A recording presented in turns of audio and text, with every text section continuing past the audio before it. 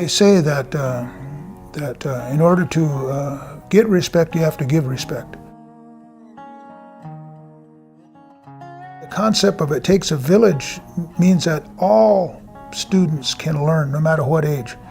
And that was our traditional teachings. And so that way the whole village advanced, everybody advanced, not the Western typical educational thought that, well, some of you are just going to fail, so we're not going to spend any time with you. That's a preconceived notion, and that doesn't do our tribes any good to fall into that trap. Winning 5 National Indian Athletic Association basketball championships was probably the highlight for the North Dakota Warriors. One of our many outstanding athletes that we have at the Mandan, Hidatsa, and Rickarott Nation, Tex is at the top with many of them. So I remember watching him and admiring his skill. Tex was the kind of player, and his team was the type of team who would play you line to line and wear you down. His stature was imposing because he was an outstanding basketball player, a very intense basketball player, but unlike myself, he was never a mean basketball player. So he got it done. Tex Hall was one of the finest Indian basketball players I ever played against in my life. When the United States Congress approved our treaty, it was to set aside these lands for the Mandan, Hidatsa, and Rickarott people as long as the grass grows, the water flows, and the wind blows. It didn't say we had to have BIA approval or EPA approval. So I think that would be the one thing is I'd go back to the treaty and get all of that land back and then get the full tribal authority and jurisdiction over it without government approvals. His Indian name is Red-Tipped Arrow, so if you think of the tip, the point of the arrow, that's where I see Chairman Hall, and he's inspirational because you want to follow him, but he's a leader among leaders. I don't know if it's that cowboy hat or maybe because he's tall. I think it's because he's a leader, because he'll do whatever he can to help anybody's community. Chairman Hall is one of those type of people.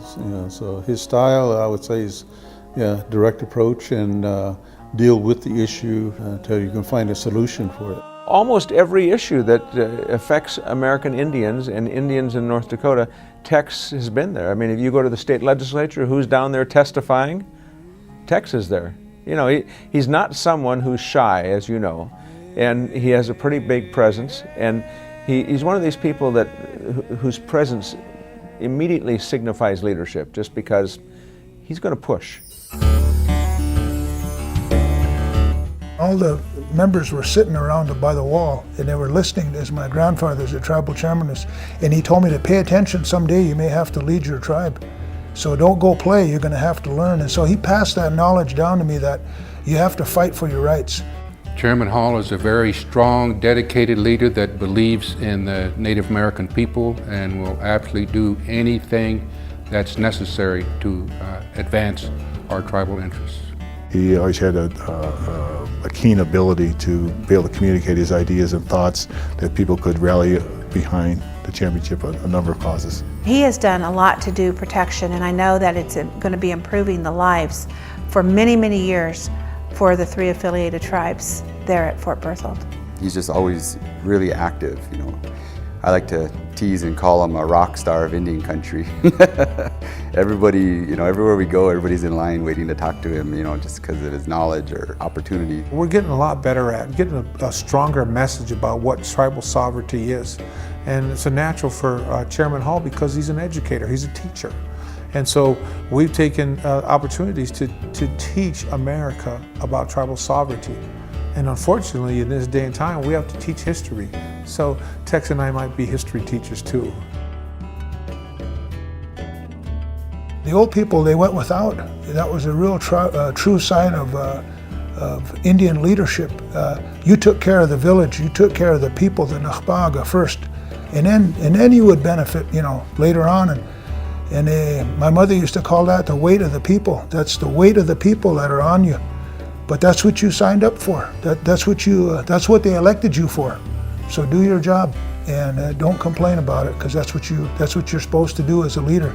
Well, it's the spirit of Tex Hall and who he is as a person, as a man, as a warrior, as a leader, as a chief, that had the natural ability to lead his people to a better place. Tex is very dedicated to the cause. He believes very strongly in our people, our sovereignty, and our future, and he will do whatever it takes to advance that cause.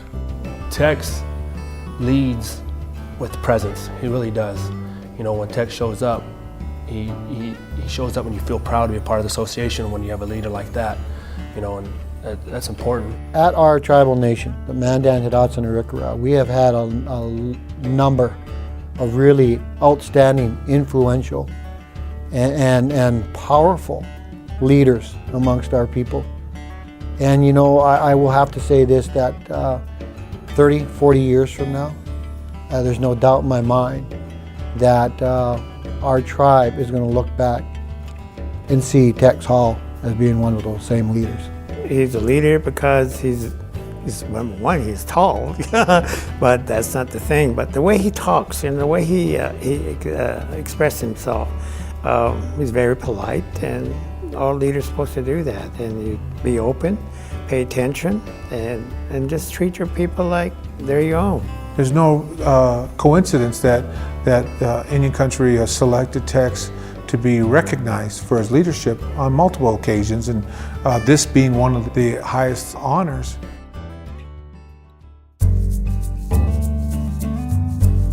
Over the years, Chairman Tex Hall has received many accolades to his credit. Built in 1955, the historic Four Bears Bridge was narrow and could not accommodate traffic. Tex's determination never wavered in the rebuilding of the Four Bears Bridge, making it safer and better for the three affiliated tribes. In 2005, those dreams became reality as the new bridge opened for the residents of the Fort Berthold Indian Reservation. And when the town of Elbow Woods was completely submerged in the 50s to create the Garrison Dam, their medical center was lost. Chairman Hall was persistent to get a new structure for tribal members displaced by the flood. In 2011, a $20 million state-of-the-art medical facility was built, resulting from a fulfillment of promises. Chairman Hall, congratulations to you, your family, and your community. Thank you for your leadership. We still have a lot of work to do, and we're counting on you, brother.